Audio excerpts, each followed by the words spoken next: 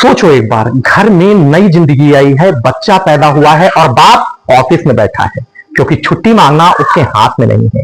ये सिर्फ एक आदमी की कहानी नहीं है, ये करोड़ों इंडियन फादर्स की कहानी है। और आज हम बात करते हैं एक ऐसी चीज की जो इंडिया में अभी तक कानून नहीं बना, पैटर्निटी लीव। पहले फैक्ट समझते हैं सीधा। इंडिया में सेंट्रल गवर्नमेंट के एम्प्लॉइज को रूल 43A के अंडर 15 दिन की पेड पैटर्निटी लीव मिलती है, लेकिन प्राइवेट सेक्टर के लिए कोई यूनिफॉर्म नेशनल लॉ है ही नहीं। और यह सिर्फ 2025 की बात नहीं, 2026 में भी प्राइवेट सेक्टर में पैटर्निटी लीव किसी कंपनी की मर्जी पर डिपेंड करती है, एम्प्लॉयमेंट कॉन्ट्रैक्ट पर भी। कोई लॉ नहीं फोर्सफुली जो देता है ये हक। सिर्फ 14% इंडियन कंपनीज के पास एक फॉर्मल पैटर्निटी लीव पॉलिसी है, बाकी सबकी अपनी मर्जी है। या तो कुछ दिन छुट्टी ले लो पर्सनल फेवर की तरह, या फिर कुछ भी नहीं। और इन सबके बीच मार्च 2026 में कुछ इंपॉर्टेंट हुआ। इंडिया के सुप्रीम कोर्ट ने सेंट्रल गवर्नमेंट से कहा कि वह पैटर्निटी लीव का एक स्टैट्यूटरी लॉ कंसीडर करे। कोर्ट ने कहा parenthood is not a solitary function. Children सिर्फ मां की जिम्मेदारी नहीं है, बाप की भी है। मैन को सिर्फ वेज अर्नर नहीं माना जा सकता। ये एक बड़ी बात है, लेकिन ये कन्वर्सेशन अभी शुरू हो रही है और हम सोचते हैं कि ये नया आइडिया है। बिल्कुल भी नहीं। हजारों साल पहले जब कोई सिविलाइजेशन नहीं थी, कोई ऑफिस नहीं था, तब भी इस दुनिया के काफी सारे बाप अपनी पत्नी के साथ, अपने बच्चे के साथ प्रेजेंट रहते थे, रिचुअली और स्पिरिचुअली। एंथ्रोपोलॉजिस्ट ने इस फिनोमेना को एक नाम दिया है, कोवाडे। ये फ्रेंच वर्ड कवर से आया है, जिसका मतलब है टू हैच, जैसे अंडा सेकना। British anthropologist Edward Burnett Tylor ने 1865 में देखा कि दुनिया भर की ट्राइबल सोसाइटीज में बाप बच्चे के जन्म के वक्त खुद भी रिचुअल से गुजरते हैं। सुनो दो सबसे इंटेंस एग्जांपल्स।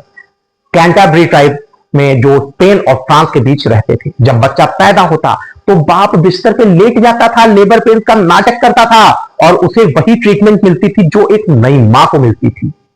कम्युनिटी उसकी सेवा करती थी।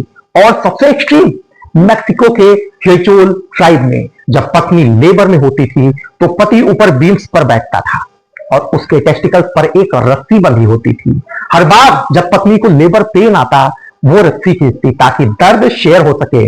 उनकी फिलॉसफी थी दर्द और खुशी दोनों शेयर किया जाना चाहिए।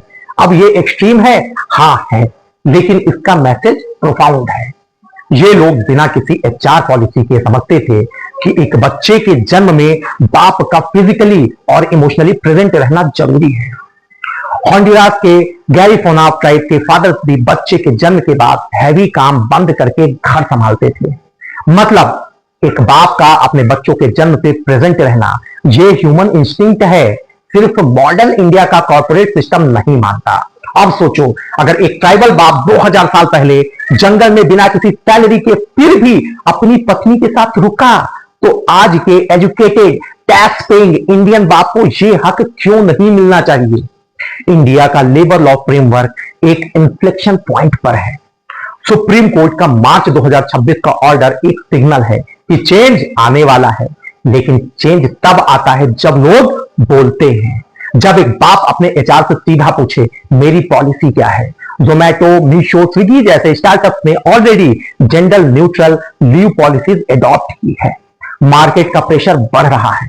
ये वीडियो एक डिमांड है, एक बाप का हक है अपने बच्चे को पहली बार आंखों में देखने का, पहली बार हाथ पकड़ने का, घर पर होने का, सिर्फ इसलिए नहीं कि कानून कहता है, बल्कि इसलिए कि वो चाहता है। दुनिया के हजारों साल पुराने ट्राइब्स समझते थे कि एक बाप का प्रेजेंस मैटर करता है। क्या आज की मॉडर्न इंडिया नहीं समझती?